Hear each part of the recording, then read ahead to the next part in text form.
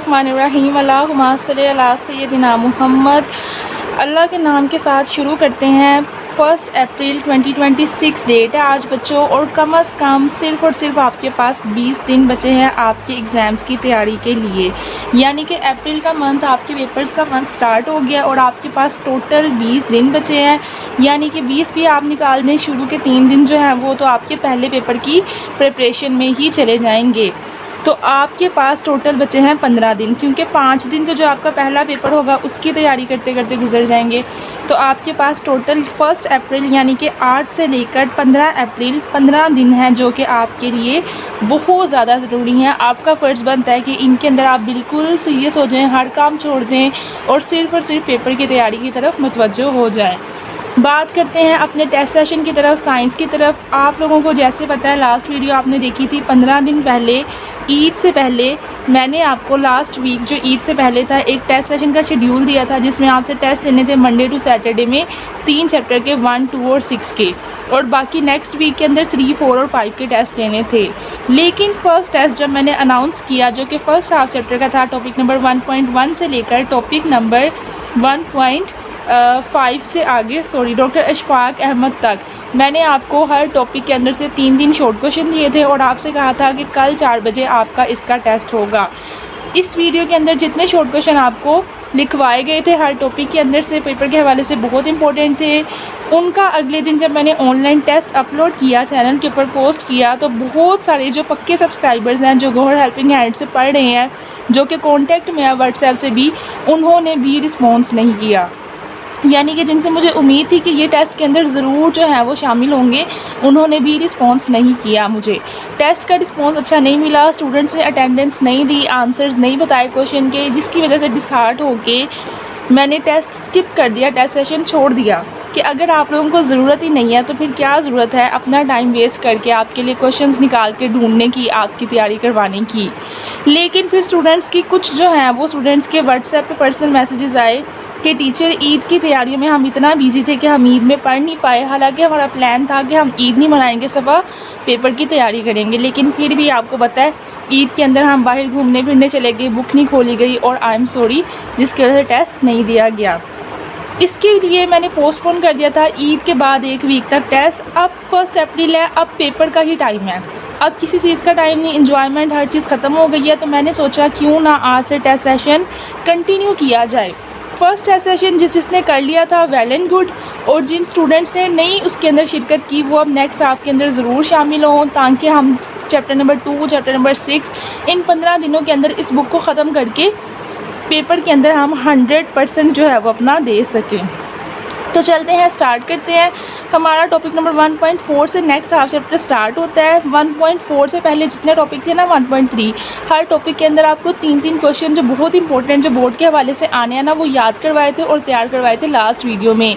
आपको याद होगा, जिन्होंने नहीं याद किए वो जाके देख लें, उनको पहले याद कर लें, और जिन्होंने कर लिया है वेल एंड गुड, वो नेक्स्ट हाफ चैप्टर से स्टार्ट करें। अब वही शेड्यूल है कि आपकी आज की जो वीडियो है उसके अंदर हम करवाएंगे टॉपिक नंबर 1.4, ठीक है, और उसके अलावा टॉपिक नंबर 1.5 और ये ख़त्म लास्ट, और 1.6 यहाँ तक आपके चैप्टर के लास्ट तक जितने शॉर्ट क्वेश्चन बनते हैं चैप्टर के अंदर वाले बाहर वाले मिला के, जो पेपर के हवाले से इंपॉर्टेंट है, सब पहले एक दफ़ा देखेंगे, फिर आप उसको याद करेंगे। फिर कल जो है वो पोस्ट के ऊपर MCQs एज़ यूजुअल जैसे पहले लगाए थे, दोबारा सेकंड हाफ चैप्टर के MCQs अपलोड हो जाएंगे, जो कि पास्ट पेपर्स में से होंगे, जो कि बोर्ड में आते हैं। अब देखते हैं MCQs कितने हैं। फ़र्स्ट हाफ चैप्टर के हमने हाफ MCQs जो हैं वो 43 तैयार किए थे लास्ट पोस्ट में। जिसने नहीं देखे जाके देखें, वो याद कर लें। पिक्चर अपलोड कर दी थी, अब आज कर दी है अपलोड पिक्चर MCQs नंबर 44 से लेकर MCQs नंबर 72 तक, ठीक है, 1, 2 और उसके अलावा 3, 4, ये बस आपकी पेजेस हैं 3 पेजेस हैं। 44 से आपने स्टार्ट करना है और 72 पे आपका ख़त्म है। हाफ पेज जो है वो ये वाला, पेज नंबर आपका 7 और पेज नंबर 8 और पेज नंबर 9, तो ये आपके 3 पेज हैं, ये आपने याद करने हैं एमसीक्यूज़ के लिए। इनके अंदर से कोई से 3 एमसीक्यूज़ कल टेस्ट के अंदर पूछे जाएंगे और पहले 15 मिनट के अंदर अंदर आपने शॉर्ट क्वेश्चन के आंसर भी लिखने हैं कमेंट के अंदर और एमसीक्यूज़ के आंसर्स पे टिक करना है, जिससे कि मुझे पता चल जाएगा कि आपके अब टेस्ट की तैयारी पूरी है, पेपर में आएगा तो आप ये कर लेंगे। अगर आपने पहले 15 मिनट से ज़्यादा टाइम लगा दिया और पूरा, आपको पता है ना टेस्ट अपलोड होने का टाइम है 4 बजे, ठीक है, 4 PM डेली दोपहर को 4 बजे। अगर आपने 15 मिनट से ज़्यादा टाइम लिया शॉर्ट क्वेश्चन के आंसर देने में या एमसीक्यूज़ को टिक करने में, जो कि आपको एक दिन पहले बताए गए थे कि कल इनके अंदर से टेस्ट है, तो समझा जाएगा कि आपने चीटिंग किया या आप जवाब ढूंढने में लग गए थे कि आपको टाइम लग गया। जिसको याद होगा वो तो उसी टाइम लिख देगा, और जिस बच्चे ने दोबारा बुक खोलनी होगी उसके अंदर से आंसर ढूंढ के फिर कमेंट के अंदर लिखना होगा, चीटिंग करनी होगी, ऑब्वियसली उसको 15 मिनट से ज़्यादा टाइम लग जाएगा। तो चलते हैं आज के टॉपिक की तरफ। साइंस की शाखें आपका टॉपिक, इसके अंदर से आपसे सबसे पहले जो क्वेश्चन पूछा जाएगा वो फिजिक्स, केमिस्ट्री, बायोलॉजी हो गया ना, इनके बारे में सिर्फ आपने तारीफ़ें ही याद करनी है। अगर लॉन्ग क्वेश्चन के हवाले से क्वेश्चन आएगा साइंस की शाखों के बारे में आप क्या जानते हैं, तो आप सबकी सिर्फ तारीफ़ें लिख दीजिएगा हेडिंग दे के, तब भी आपको पूरे नंबर मिल जाएंगे। और अगर शॉर्ट क्वेश्चन आएगा तो इस तरह से आएगा, फिजिक्स की तारीफ़ क्या है, केमिस्ट्री की तारीफ़ क्या है, बायोलॉजी की तारीफ़ क्या है। अब तारीफ़ के अंदर ना आपके पास सिर्फ और सिर्फ एक लाइन भी काफ़ी होती है, ठीक है। सिर्फ आप, अगर कोई बच्चा बहुत ज़्यादा नहीं याद कर सकता ना, उसको एक एक लाइन भी याद है ना, तो वो उसके लिए काफ़ी है। इस तरह से आपसे क्वेश्चन पूछे जाएंगे। या इसका तरीका एक ये भी होता है, वो कहते हैं फिजिक्स और केमिस्ट्री में क्या फ़र्क है। ये शाखें सारी याद करनी है, सारी शॉर्ट क्वेश्चन है, बहुत इंपॉर्टेंट है। अगर तारीफ़ पूछेंगे तो एक अकेली ब्रांच की पूछ लेंगे, अगर फ़र्क पूछेंगे तो 2 में, फिजिक्स और केमिस्ट्री दोनों में फ़र्क पूछ लेंगे। तो आपने क्या करना है, जब भी आपको पेपर में आज 2026 के पेपर में इस तरह से क्वेश्चन आए कि फ़िज़िक्स और केमिस्ट्री में क्या फ़र्क है बताएं, तो आपने, एक सेकेंड दिखाती हूँ आपको, ये जिस तरह के इन्होंने बायोफिज़िक्स, एस्ट्रोफिज़िक्स में फ़र्क पूछा हुआ है, हमेशा आपने लाइन लगानी है। एक साइड पे एक ब्रांच जो पूछी गई होगी वो लिखनी है, दूसरी साइड पे दूसरी ब्रांच लिखनी है, और दोनों के नीचे उनकी डेफिनेशंस लिख देनी है। बोर्ड का तरीका ही यही होता है फ़र्क लिखने का। आपने ऊपर नीचे नहीं लिखना कि ऊपर बायोफिज़िक्स उसकी तारीफ़, नीचे एस्ट्रोफिज़िक्स उसकी तारीफ़, बल्कि उससे ज़्यादा अच्छा समझा जाता है एग्जामिनर की नज़र में अगर आप उसको इस तरह से लिख के देखिए। आप इस टॉपिक में से आपसे जितने क्वेश्चन आए हुए हैं ना, शुरू में तो आपसे यही आए हुए हैं केमिस्ट्री और बायोकेमिस्ट्री में क्या फ़र्क है, ठीक है, एस्ट्रोफिज़िक्स से क्या मुराद है। तारीफ़ के अलावा आपसे उन्होंने इनमें फ़र्क ही ज़्यादा पूछे हुए हैं। 2 ब्रांचेस को मिला के एक शॉर्ट क्वेश्चन बना दिया है। अब उसके अंदर सबसे ज़्यादा इंपॉर्टेंट बॉटनी और ज़ूलॉजी, 25 टाइम्स यानी कि 25 दफ़ा आपसे क्वेश्चन पूछा गया है बॉटनी और ज़ूलॉजी में क्या फ़र्क है। 16 टाइम्स यानी 16 दफ़ा आपसे पूछा गया है बायोफिज़िक्स और बायोकेमिस्ट्री में फ़र्क बताएं। इसी तरह आपने फ़िज़िक्स, केमिस्ट्री, बायोलॉजी तीनों की तारीफ़ें याद कर लेनी है। उसके बाद बॉटनी और ज़ूलॉजी, इसके आगे लिख लें मोस्ट इंपॉर्टेंट या रेड मार्कर से टिक कर दें। आपकी बुक में एक रेड मार्कर रख लें, जहाँ जहाँ रेड मार्कर से मैंने टिक करवाया होगा समझ लें कि मोस्ट इंपॉर्टेंट है। पेपर में जाने से पहले खड़े होकर उसको रिवाइज़ कर लीजिएगा रेड टिक वालों को, यानी कि ये अभी आपने करके ही पेपर देने जाना है, क्योंकि ये पेपर में ज़्यादा आने के चांसेस होते हैं।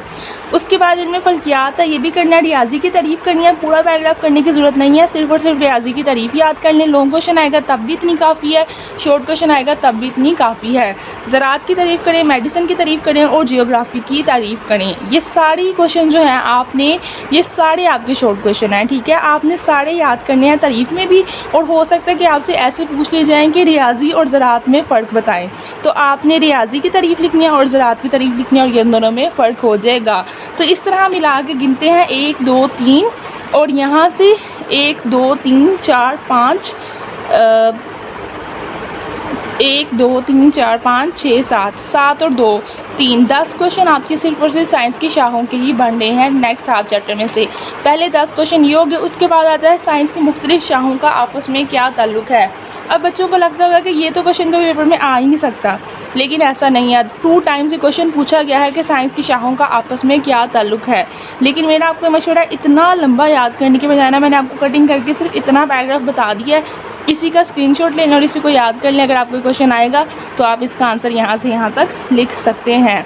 बस इसके बारे में यही पूछा गया, और उसके अलावा यहाँ से ये बहुत इंपॉर्टेंट है, इनके ऊपर रेड मार्कर से टिक कर लें या फिर लिख लें मोस्ट इंपॉर्टेंट इस पैराग्राफ के ऊपर। जब आपने पहले चैप्टर के लिए तैयारी के लिए खोलना है ना पेपर वाले दिन, तो आपने सबसे पहले याद करना है बायोफिज़िक्स, बायोकेमिस्ट्री, जियोफिज़िक्स और एस्ट्रोफिज़िक्स। और ये बहुत दफ़ा पेपर में आया गया है। इस तरह है कि बायोफिज़िक्स की तारीफ़ करें, बायोकेमिस्ट्री की तारीफ़ करें, जियोफिज़िक्स और एस्ट्रोफिज़िक्स में फ़र्क बताएं, जैसे कि ये आपको दिखाया था। उसके बाद चलते हैं नेक्स्ट पैराग्राफ आपका पेज नंबर 9 के ऊपर, साइंस और टेक्नोलॉजी का हमारी ज़िंदगी में किरदार। अब 16 टाइम्स इस टॉपिक में से एक क्वेश्चन आया पेपर के अंदर, यानी कि अलग-अलग बोर्ड में 16 दफ़ा। तो कितना इंपॉर्टेंट होगा वो क्वेश्चन? क्या वो क्वेश्चन है साइंस का रोज़मर्रा ज़िंदगी में क्या इस्तेमाल है आपके पास पेपर्स के अंदर। तो उसका जवाब आप लगा लें। यहाँ पे आपने सबसे पहले एक लाइन लिखनी है, साइंस का रोज़मर्रा ज़िंदगी में इस्तेमाल टेक्नोलॉजी कहलाता है। हमारी रोज़मर्रा ज़िंदगी में इस्तेमाल होने वाली अशिया मसलन कुम्हार का चौक, लोहार की भट्टी, जुलाहे का तकला, किसान का हल और रहट चप्पुओं से चलने वाली कश्तियाँ वगैरह सब ज़माने कदीम के इल्म और इसकी टेक्नोलॉजी पर मुश्तमिल हैं। ये इसकी मिसाल है। आपने ये मिसाल अच्छे तरीके से रट लेनी है, अपनी ज़बान पर चढ़ा लें। जिस तरह कोई गाना याद करते हैं ना, उस तरह ये लाइन याद कर लें। और पहली लाइन आपने ये लिखनी है। और ये क्वेश्चन आपको भी हो सकता है आज, ये बहुत ज़्यादा चांसेस हैं।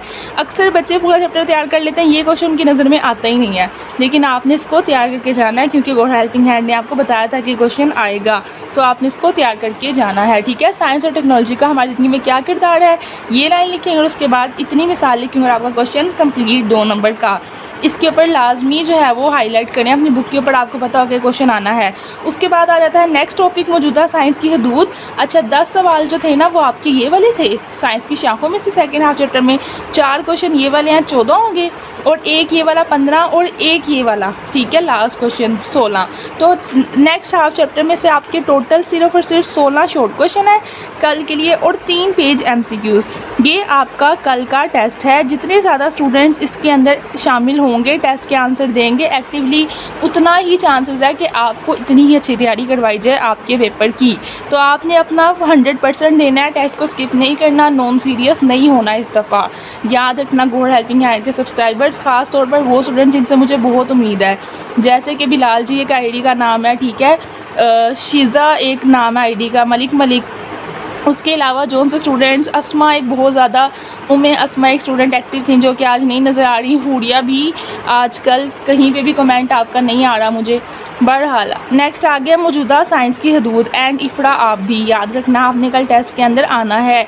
3 पेज के MCQs हैं जस्ट और 16 शॉर्ट क्वेश्चन है नेक्स्ट हाफ चैप्टर में से याद करने और कल टेस्ट देना है। एंड एनिमेशंस लाजमी आपको भी। मौजूदा साइंस की हदूद क्या है? 4 टाइम्स ये क्वेश्चन पास पेपर के अंदर देखा गया है। अब अगर आप खुद से तैयारी करते, आपके पास कोई टीचर नहीं है, कोई बताने वाला नहीं है, आपको कोई तैयारी नहीं करवा रहा, तो आप ये टॉपिक काट ही देते। ठीक है, इसको आप कट ही कर देते। लेकिन देखें, ये भी आपको बताया गया है कि ये भी टॉपिक इंपॉर्टेंट है, इसमें से पास पेपर में क्वेश्चन आया हुआ है 4 दफ़ा। हो सकता है आपको भी यही क्वेश्चन आ जाए, तो आपने वो तैयार करना है। वो सवाल है मौजूदा साइंस की हदूद क्या है। अब इसका आंसर क्या है? इसका आंसर ना मैं आपको बता देती हूँ, यहाँ पे पास पेपर के अंदर लिखा हुआ था, लेकिन क्योंकि बुक के अंदर इसका आंसर बहुत लंबा है, इसलिए मैंने आपके लिए यहाँ पे बुक पे लिखवा दिया है। आप लोग भी अपनी बुक खोलें और उसके ऊपर ये आंसर लिख लें, ठीक है, एक्सरसाइज के लास्ट पे यहाँ पे, ताकि जब आप तैयारी के लिए बुक खोलें तो आपको पता हो कि यहाँ पे आंसर लिखा है, मैंने ये भी याद करके जाना है। इसका सवाल यही है कि मौजूदा साइंस की हदूद क्या है, और इसका आंसर आप यहाँ से याद कर लें, अपनी बुक्स के ऊपर उतारें, अभी उतारें। साइंस अपनी तमाम तर कामयाबियों के बावजूद बहुत से मामलात में महदूद है, जैसे कुदरती अफार को कंट्रोल नहीं किया जा सकता है, बनी नौ इंसान के लिए खुराक का मसला पूरी तरह हल नहीं हो सका है, लाइलाज बीमारियाँ जैसे एड्स, हेपेटाइटिस और कैंसर का काबू अभी तक नहीं पाया जा सका, और एनर्जी के मुतबादिल ज़राए दरियाफ्त नहीं किए जा सके। ये सारे वो काम है जो साइंस अभी नहीं कर सकी इस दुनिया में। हालांकि सब कुछ तो ईजाद हो गया, मोबाइल, लैपटॉप, 5G 4G कितनी तरक्की कर लिया, लेकिन फिर भी ये वो काम है जो आज तक साइंस नहीं कर सकी। ठीक है, कैंसर का इलाज नहीं ढूंढ सकी है, एनर्जी के बिजली के अलावा कोई ज़रिया नहीं बना सकी, और कुदरती आफतें, ज़लज़ले का भी हम कोई इलाज नहीं कर सकते। ठीक है, और इंसान के लिए खुराक भी कम ही है दुनिया में। तो ये वो मसले हैं जो साइंस के बस से बाहर के हैं फ़िलहाल। आपने इसको अच्छी तरह याद करना है, कल के टेस्ट के अंदर शिरकत करनी है, और वीडियो के नीचे कमेंट करके बताएं कि इस दफ़ा आप टेस्ट सेशन को लेकर कितने सीरियस हैं। मैंने सोच लिया कोई टेस्ट के अंदर इंक्लूड हो या ना हो, बच्चे सीरियस हों या ना हो, मुझे रिस्पॉन्स मिले या ना मिले, लेकिन फिर भी मैंने इस दफ़ा 1 अप्रैल से लेके 15 अप्रैल तक मैंने तो डेली टेस्ट अनाउंस कर देना करना है। आगे करना है या नहीं करना ये आपकी मर्ज़ी है, मेरा फ़र्ज़ है आपकी तैयारी करवाना। आगे आप करें या ना करें वो आपके अपने इख्तियार में है। जो स्टूडेंट सीरियस हो जाएंगे, गॉड हेल्पिंग हैंड के साथ डेली जुड़े रहेंगे, टेस्ट के अंदर जो आंसर्स बताएंगे उनके लिए तो जो है वो तैयारी 100% कन्फर्म है मेरी तरफ से कि अच्छे मार्क्स आएंगे। बाकी आप अपनी अच्छे बूढ़े के खुद ज़िम्मेदार हैं, 9th क्लास में आ गए, बड़े हो गए हैं, समझदार हैं, जैसा चाहें करें। खुदा हाफिज़, stay tuned, God helping hand.